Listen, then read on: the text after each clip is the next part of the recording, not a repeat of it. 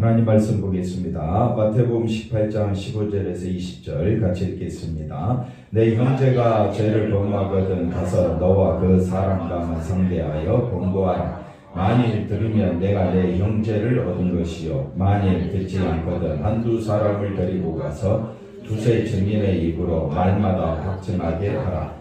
만일 그들의 말도 듣지 않거든 교회에 말하고 교회의 말도 듣지 않거든 이방인과 세리와 같이 여기라. 진실로 너희에게 이르노니 무엇이든지 너희가 땅에서 매면 하늘에서도 매일 것이요 무엇이든지 땅에서 풀면 하늘에서도 풀리리라. 진실로 다시 너희에게 이르노니 너희 중에 두 사람이 땅에서 합심하여 무엇이든지 구하면 하늘에 계신 내 아버지께서 그들을 위하여 이루게 하시리라. 두세 사람이 내 이름으로 모인 곳에는 나도 그들 중에 있느니라. 아멘. 할렐루야. 하나님의 큰 은혜가 넘치기를 바랍니다.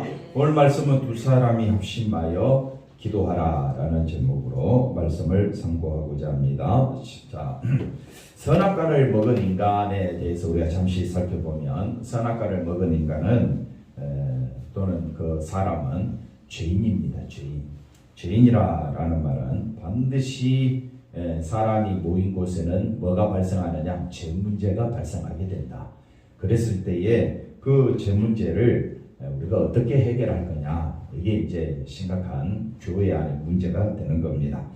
선악과를 먹은 인간은 자신의 존재 가치에 눈을 뜬 존재가 되었고 또 다른 사람보다 더 가치 있고 더 뛰어나고 싶고 더 높은 존재가 되기를 원하는 그런 욕망의 존재가 되어버렸다. 그래서 하나님의 아들들이 창세기 6장인가 보면 하나님의 아들들이 사람의 아들들과 이렇게 취하게 되므로 용사가 나오고 명성 있는 자가 나오게 됐다. 이 말은 하나님의 아들들도 결국은 세상에서 하나님만 바라보고 여호와 이름을 불러야 되는데 하나님의 아들들인 셋의 이 후손들이 어떻게 하느냐? 명성 있는 자, 용사가 되기를 원한다. 이것이 창세기부터 나오는 말씀이고 이거는 지금까지도 전 세계의 수많은 사람들은 다 자기가 잘 되기를 원하고 명성이 있기를 원하고 높은 자 되기를 원하는 이 마음이 이런 사람들의 중심이 바로 선악과를 따먹은 인간의 모습이다 라는 것을 보여주고 있습니다. 그래서 그 끝없는 욕망은 뭘로 표현되느냐? 내가 가져야 되는데 내가 갖지 못하게 되면 어떻게 됩니까? 시기하고 그 다음에 어떻게 해요? 분노하게 됩니다. 왜 시기가 발생합니까? 주면 되잖아요. 근데 줍니까? 안 주지요. 그래서 또 자기가 가진 자예요. 가진 자니까 못 가진 자를 어떻게 합니까? 없인 여기고 무시하게 된다. 이런 것들로 다 표출되게 됩니다. 그래서 이 사회를 바라보면서 이 사회는 심판마다 마땅하다. 실족하게 하는 세상이다. 실족이 뭡니까? 실족은 바로 이 욕망이 분출됨으로 다른 사람을 이렇게 잡아뜨리는 거지요. 그렇게 되므로 이 땅에는 실족하게 하는 일만 있고 그 일로 인하여 욕망은 끊임없이 나오게 되고 그래서 우리가 볼 때는 이 세상에서 내가 한몫 또 한번 성공해가지고 내가 크게 되리라 라는 그런 사고방식으로 살아가지만은 하나님 보실 때는 이 세상은 다 심판 가운데 죄악 가운데 있다 라는 것을 우리에게 보여주고 있습니다. 제자들도 서로 간에 예수님 3년이나 따라다녔지만 그들이 하는 말이 뭡니까? 천국에서 누가 크냐? 이거 가지고 그들은 다투고 싸우고 있었다. 그래서 제자들도 그러했던 것처럼 교회도 어떤 교회나 교회도 결국은 인간의 모임이기 때문에 결국은 누가 크냐? 이 문제가 발생하지 않을 수가 없다. 자신의 가치를 둘러싼 차별적 평가와 또 그런 시선들이 얼마든지 존재합니다. 교회도 그렇지만은 그러나 주님이 세우시는 교회는 그게 아니다. 주님이 세우시는 교회는 욕망이 앞선 교회가 아니라 누가 앞서야 된다? 예수님이 앞서는 교회가 되어야 된다. 이걸 우리에게 오늘 말씀해 주고 있습니다. 15절 말씀 보시면 15절 내 형제가 죄를 범하거든. 그래서 죄를 범한다라는 말은 지난주에 말씀드린 것처럼 뭐라고 이야기하느냐? 천국에서 누가 크냐? 그러니까 예수님이 작은 자 하나를 불러서 어린아이를 불러서 이 어린아이와 같이 자기를 낮추는 자다. 낮추는 자만이 천국에서 큰 자다. 천국에서 큰 자다라는 말은 천국에 들어갈 길은 오직 예수님의 십자가 보혈의 피밖에 없다. 그래서 자기를 낮추는 사람이 천국에서 큰 자다 했을 때 우리들은 자기를 낮춘다 못 낮춘다? 못 낮춥니다. 왜? 욕망으로 가득 차 있기 때문에 우리는 낮출 수가 없습니다. 그런데 낮추는 사람이 있다. 그 낮추는 사람은 성령이 역사하는 사람이다. 성령이 역사하게 되면 자기를 낮추는 게 뭡니까? 자기를 부인하는 거지. 자기를 낮추는 게 뭐라고요? 자기를 부인하는 거야. 자기 십자가를 지고 예수님을 따르는 자. 이 자는 천국에서 큰 자다. 천국에서 큰 자다. 그래서 이 작은 자를 영접하는 것이, 다시 말하면 자기를 낮추는 사람을 영접하는 것이 예수님을 영접하는 사람이다. 그 사람이 형제다. 여기 15절에 형제가 예수님을 높이는 사람인데, 아니 어느 날 보니까 예수님을 높이지 아니하고 누구를 높이고 있어요? 자기를 높이고 있습니다. 그게 죄를 범하거든, 이런 말입니다. 그래서 여기서 말하는 죄가 뭐냐? 교회에서 말하는 우리가 일반적으로 상식적으로 알고 있는 도둑질, 간음죄, 이런 것들을 의미하는 것도 물론 포함될 수도 있겠죠. 그렇지만은 앞서 본문 말씀과 비교해 봤을 때 작은 자 하나를 없인 여기지 말라. 없인 여기거나 그것이 범죄다. 그래서 두 손과 두 발을 가지고 형제를 없인 여기는 죄를 범하는 자로 세상에서 성공적으로 살면 많으냐? 지옥 가면 아무 소용없는데, 두 눈을 뜨고 다른 사람을 없인 여기면 차라리 두 눈 감고 없인 여기지 않고 살아가는 그 사람이 천국 간다. 그래서 예수님의 말씀이 참 우리가 이해하기 힘든 말씀인데, 여기서 이 형제란 예수님의 십자가만 높이는 사람인데, 사람이 살다 보면 뭐가 분출된다고요? 욕망이 끊임없이 분출되는 게 사람이잖아요. 그래서 우리가 일하다 보면 교회 안에서도 목사가, 장로가, 권사가 예수님 중심으로 살다가 어느 날 보니까 또 누구 중심으로 살고 있어? 자기 중심으로 살고 있더라 이 말이죠. 자기 욕망이 막 터져 나오는 거예요. 형제를 무시하는 거예요. 그러면 하나님 앞에 죄를 범했잖아요. 그랬을 때 우리가 어떻게 할 거냐? 단순한 십계명에 나오는 죄 범했다고 우리가 그 사람을 어떻게 교회 안에서 처치할 거냐? 처치도 안 되고 받아들이지도 않습니다. 누가 나에게 너 그런 죄 지었으니까 너 내 말을 잘 듣고 이렇게 우리가 서로 권면하고 또 교회 이야기하고 그리 한다고 해서 그 사람이 변화될 것 같습니까? 변화되지 않습니다. 사람은 어떤 존재입니까? 욕망이 가득 찬 존재다. 그러니까 다른 사람 말을 듣습니까? 안 듣습니까? 제일 쉬운 예로 여러분의 자녀들 생각해 보십시오. 내 말을 듣습니까? 안 듣습니까? 안 듣습니다. 그런데 내 옆에 있는 형제의 말을 듣는다고요? 듣습니까? 안 듣습니까? 안 듣습니다. 그래서 인간은 한번 더 합시다. 말을 안 듣는 존재다. 그냥 그렇게 생각하면 돼요. 이해가 됐죠? 이제 여기까지는 좋은데, 죄를 범하거든 가서 너와 그 사람과만 상대하여 말아. 아니 욕망으로 가득 차 있는 사람에게 권고가 먹히겠느냐고요. 그래서 우리가 이제 권고하라. 그 다음에 이제 16절에 가보면 또 내 형제가 듣지 않거든 한두 사람 더 데리고 가라. 또 17절에는 교회에 말하고 교회 말해도 듣지 않으면 어떻게 하라고요? 이방인과 세리같이 여기라. 이방인과 세리같이 여기를 출교하라. 그런 의미로 해석하는 사람이 많은데 그런 말이 아닙니다. 그렇게 해가지고는 교회가 남아있을 사람이 없습니다. 다 똑같이 해당되는데. 그래서 이 말씀을 우리가 자세히 한 번 더 생각을 해보면 형제가 죄를 범했다라고 했을 때 이 형제는 어떤 자냐? 예수님의 십자가로 인하여 하나님만 의지하는 지극히 작은 자다. 그런데 이 지극히 작은 자는 10절 말씀에 보니까 10절 마태복음 18장 10절에 보니까 그들의 천사들이 잘 보십시오. 이 지극히 작은 자가 어떤 존재냐면요. 그들의 천사들이 항상 하나님을 배웁는다. 그러니까 이 지극히 작은 형제가 예수님의 십자가를 높이고 있는 이 형제를 천사들은 항상 하나님 앞에 이 현황을 다 이야기해주고 보호하고 지키고 있다. 누가? 하나님이. 그리고 또 이 천사는 어떤 존재냐? 13절 말씀에 보니까 뭐라고 말합니까? 양 100마리 중에서 99마리가 99마리 중에 한 마리를 잃어버렸을 때 99마리를 산에 두고 한 마리를 찾았어요. 그랬을 때 천국의 기쁨은, 하나님의 기쁨은 이 지극히 작은 자 하나가 있어야 완전한 수가 된다. 그래서 하나님은 이 지극히 작은 자를 항상 살펴보고 있고 항상 기뻐하고 있다. 우리가 생각할 때는 지극히 작은 자가 뭐 잘못을 했어요. 순간적으로 욕망이 막 터져 나왔어요. 뭐 잘못했겠지요. 그랬을 때 우리의 시각은 그 사람을 지적하고 우리의 눈으로 보니까 분명히 잘못했어. 그래서 그 사람을 향해서 우리가 손가락질하고 비판하고 판단하는 그런 자세를 교회가 취해서야 되겠느냐 이 말이지.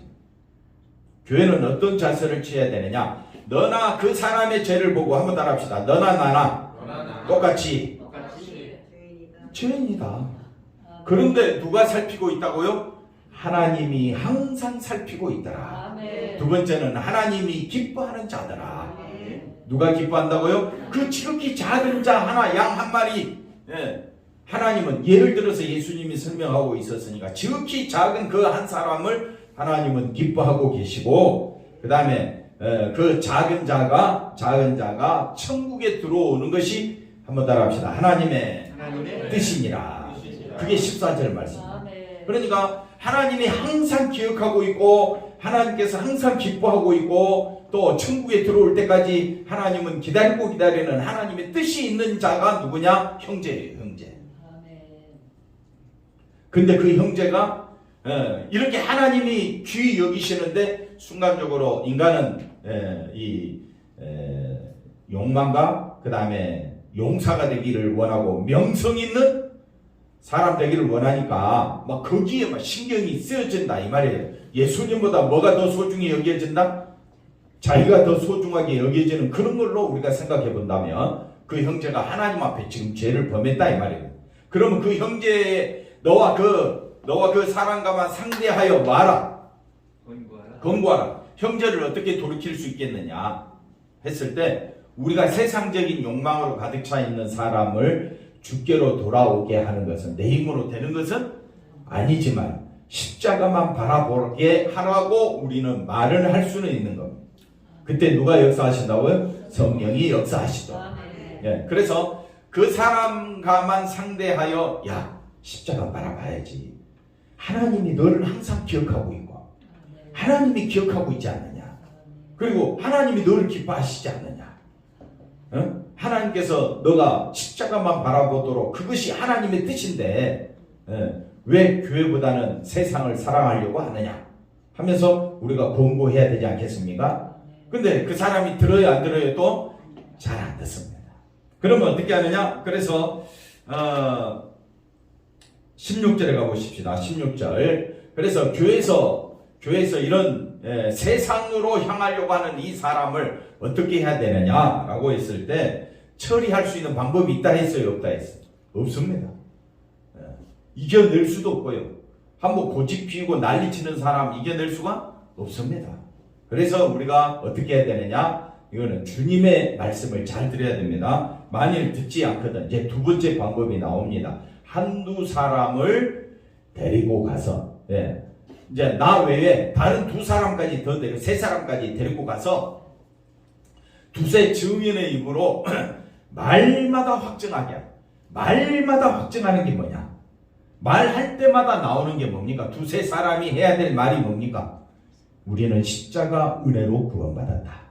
십자가가 아니었으면 죄산 받을 길도 없었고 십자가가 아니면 우리가 어떻게 천국 가겠느냐? 우리가 어떻게 의로워졌느냐? 어떻게 하나님 백성 되겠느냐? 세 사람이 열심히 말마다 뭘 해야 돼요? 십자가 은혜를 이야기해야 돼요. 십자가 은혜로 우리가 존귀함을 얻게 되고 십자가만이 나의 살 길이다. 십자가로 인하여 내가 하나님의 자녀가 됐지 않았느냐? 그러면 두세 증인이 해야 될 말마다 말마다 확증하는 게 뭡니까? 예수 그리스도로 우리는 산자가 되었다. 예수 그리스도로 부활의 몸을 입었다. 예수 그리스도만이 나의 힘이다. 말마다 확증해서 이 사람의 마음속에 예수님만 바라볼 수 있도록, 그게 교회가 해야 될 일이다. 근데 또 말 들어요, 안 들어요? 안 듣습니다. 그래서 17절, 만일 이 두세 사람의 말도 듣지 않거든 교회에 말하라. 말 안 해도 다 알죠.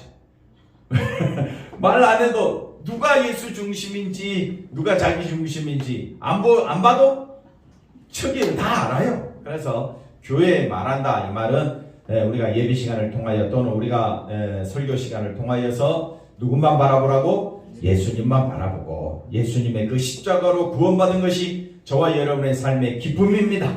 부족함이 없습니다. 충만 그 자체입니다. 그런데도 여전히 앉아있거나 전하는 저 자신에게도 여전히 어떤 욕심으로 가득 차 있습니까? 세상 욕심으로 가득 차 있다, 이 말입니다. 그래서 이거는 내 힘으로 된다, 안 된다? 안 된다. 그런데도 예수님은 뭐라고 말하느냐? 교회에 말하고, 교회의 말도 듣지 않거든 어떻게 여기라고요? 이방인과 세리와 같이 여기라, 이렇게 말씀합니다. 그래서 이방인과 세리같이 여기라, 이 말의 의미는 그 다음 내용 보시면 예수님은 교회 말도 듣지 않거든 이방인과 세리같이 여기라, 이렇게 말씀하는 것은 많은 사람들이 교회에서 어떻게 해요? 쫓아내는, 출교한다는 의미로 받아들이는데, 하지만 그 죄를 그런 식으로 해결한다면 교회에 남아있을 사람이 있다고 했어요? 없다고 했어요? 없습니다. 그러면 그 다음 말씀 보면 이방인과 세리에 대한 예수님의 반응을 한번 보자고요. 그래서 이방인과 세리는 어떤 존재냐? 죄인입니다. 이방인과 세리는 율법의 규정상 어떤 존재라고요? 죄인입니다. 이방인과 세리같이 여기라, 이 말은 뭐처럼 여기라? 죄인처럼 여기라. 근데 죄인처럼 여기란 이 말 속에는 어떤 의미가 있느냐면, 그런데 예수님은 이방인과 세리의 친구가 됐습니다. 그래서 예수님의 주로 그 3년 동안에 사역을 하시는 동안에 예루살렘에서도 사역을 많이 했지만 저 두로와 시돈 갈릴리 위쪽 지역에 그 다 이방인 지역입니다. 물론 이스라엘 사람들도 많이 있지만 이방인들이 많이 있다. 그곳에서도 예수님은 많은 이적과 권능으로 그들을 복음을 전하셨던 그리고 그들과 친구가 되셨던 예수님의 모습을 본다면, 예수님은 이방인과 세리를 어떻게 여겨주셨느냐? 불쌍히 여겨주셨다. 그래서 이방인과 세리같이 여기라, 이 말은 어떻게 여기라고요? 심히 불쌍히 여기라, 이 말. 우리가 서로 바라볼 때 하나님의 은혜가 아니고는 십자가 바라볼 수가 없다. 나는 여전히 내 속에 뭐로 가득 차 있다? 명성이, 명성이 그 성경에 뭐라 기록되어 있죠? 장로님? 명성이 자자하더라. 하여튼 용사가 되기를 원하고 명성 얻기를 원하고 탐욕이 가득한 게 우리 인간인데, 이런 내가 십자가를 바라보게 되었다는 것은 전적으로 하나님의 은혜였다. 하나님이 불쌍히 여겨주신 것이다. 그런 존재가 바로 죄인의 존재다. 그래서 이방인과 세리같이 여기라, 이 말은 예수님의 용서, 예수님이 불쌍히 여겨주심이 아니면, 용서가 아니면 안 된다는 그런 사고방식, 그런 뜻으로 우리가 이해할 수가 있다. 그래서 수많은 병자들이 예수님께로 왔습니다. 이방인 지역에서 예수님 복음 전하실 때 수많은 사람들이 왔었을 때 예수님이 그들을 어떻게 해요? 심히 불쌍히 여기며 민망히 여기며 그들의 질병을 다 고쳐주시는 모습을 보여주고 있습니다. 우리의 질병을 담당하시는 예수님. 예수님이 아니고는 우리가 병 나을 수가 없다. 예수님이 아니면 우리는 이 사망의 질병에서 벗어날 길이 없다. 그래서 예수님의 용서로만 죄가 해결된다. 예수님의 용서로만 죄가 해결되고, 불쌍하고 연약한 존재가 우리 자신임을, 내가 그런 존재임을 먼저 깨달아야 됩니다. 그럴 때에 형제를 어떻게 여기느냐? 지극히 작은 형제를 어떻게 할 수 있다? 영접할 수 있고, 그 형제에게 권고할 수가 있고 그 형제를 죄를 범했을 때에 어떻게 하라고요?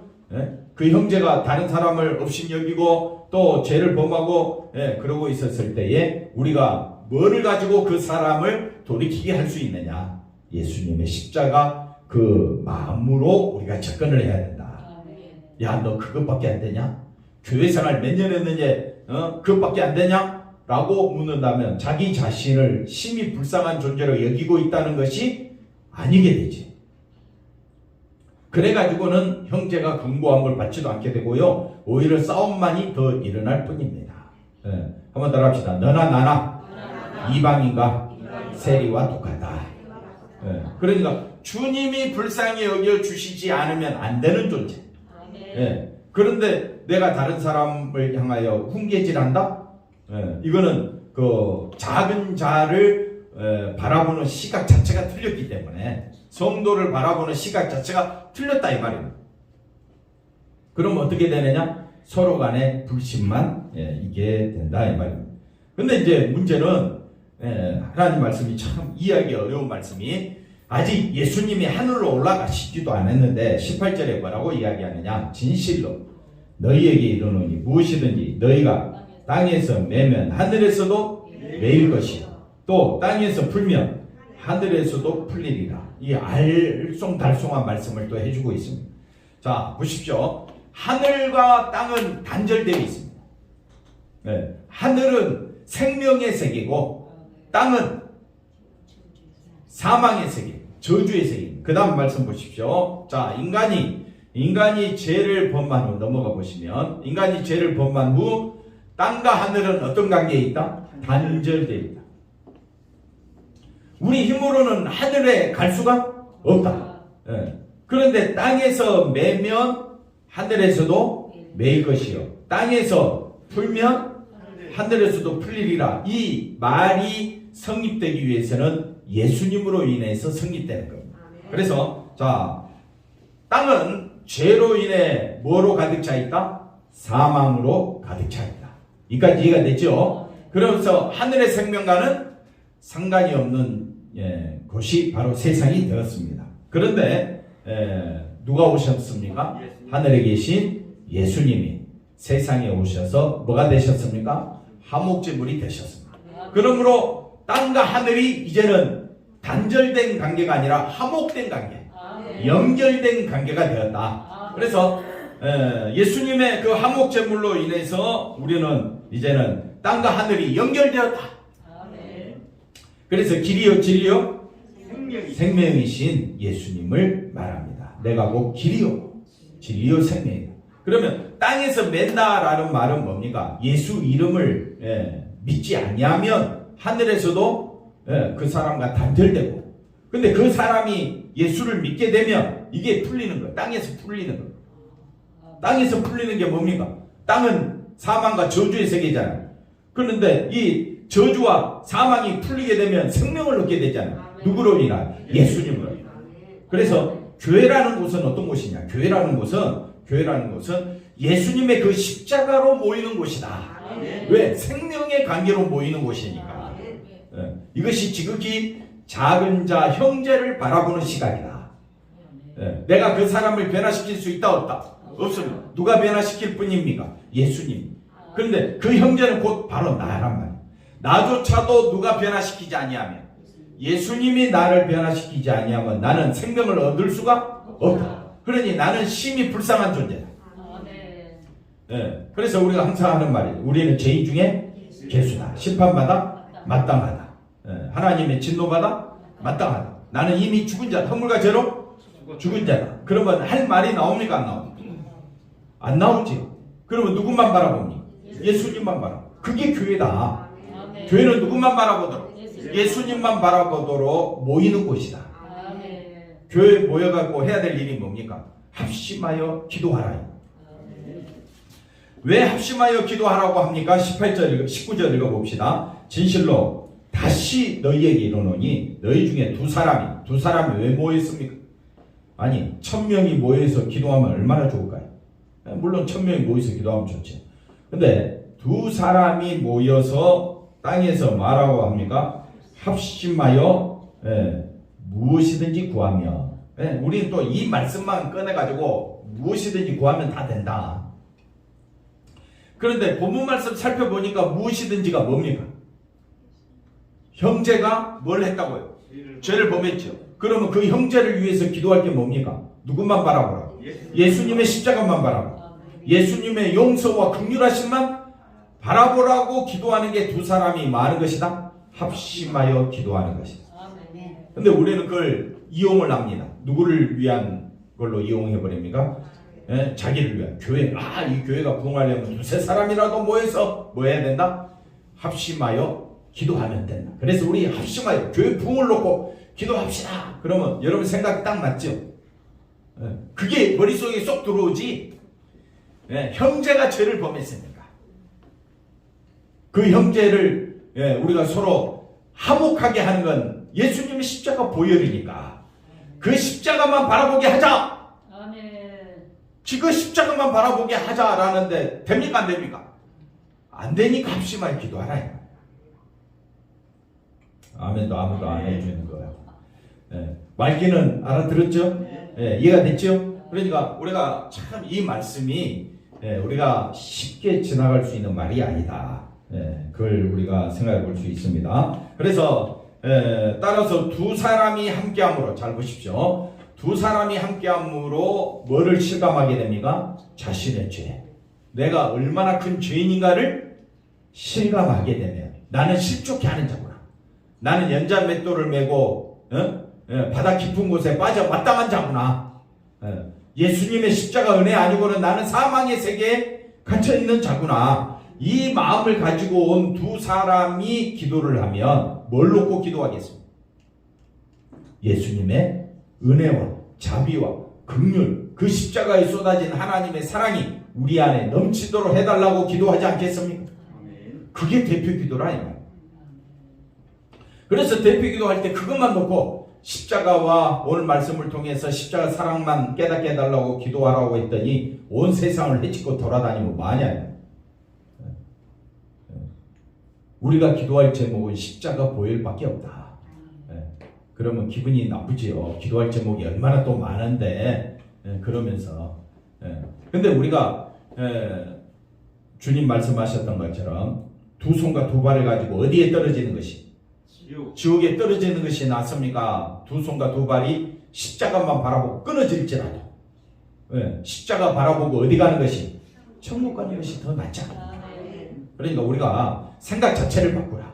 우리 인생에 있어서 정말 중요한 것은 내가 아니라 나는 이제 좀 있으면 죽잖아요. 사망의 세계에 빠지잖아요. 이런 나를 먼저 와갖고 티끌만도 못하고 그러죠. 벌레만도 못한 나를 생명의 세계 천국으로 인도해 주신 주님의 사랑이 얼마나 크냐 이 말이에요. 그걸 생각하면 우리는 뭘 놓고 기도할 수밖에 없느냐? 십자가 사랑만 놓고 기도하면 된다. 그래서 심야기도 기도할 때 여러분이 기도하시면 돼요. 그 십자가 사랑을 더 깊이 알게 해달라고. 그 주님의 사랑, 그 주님의 은혜가 얼마나 크고 얼마나 높고 얼마나 깊은지 얼마나 긴지를 여러분이 기도하는 가운데 그걸 놓고 기도하면 됩니다. 그리고 우리 성도들 한 사람 한 사람 십자가 사랑으로 마음에 평강이 넘치도록, 그게 우리가 기도할 제목 아닙니까? 그래서 합심하여 무엇이든지 기도한다라고 했을 때 예수님의 용서만이 나를 생명에 이르게 한다. 아멘이십니까? 그래서 우리가 나를 생명에 이르게 하는 그 예수님의 용서의 은총, 그 용서가 얼마나 큰 은혜인가 한번 따라합시다. 예수님의 십자가의 용서가 얼마나 큰 은혜인가. 그걸 알면 다른 사람을 업신여기거나 무시할 수가 없게 되죠. 이것이 교회다. 교회는 죄인들이 모이는 곳이잖아요. 다 큰 죄인이다. 그런데 누가 기뻐하신다고요? 하나님이 기뻐하시고. 누가 기억하신다고요? 하나님이 기억하시고. 하나님이 그 영혼을 천국 데려가는 것이 하나님의 뜻이라 했잖아요. 그 중에 한 사람이 누구예요? 바로 나라며.